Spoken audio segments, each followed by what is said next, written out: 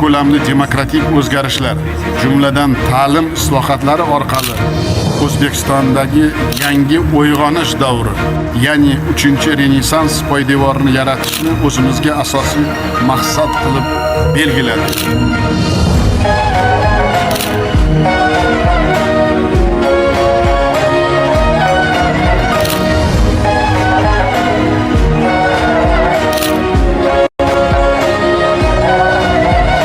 Biz har birimiz hayotda qanday muvaffaqiyat va natijalarga erishgan bo'lmasak, bu yutuqlarda sizlarning beqiyos hissangiz borligini doimo minnatdorlik bilan e'tirof etamiz.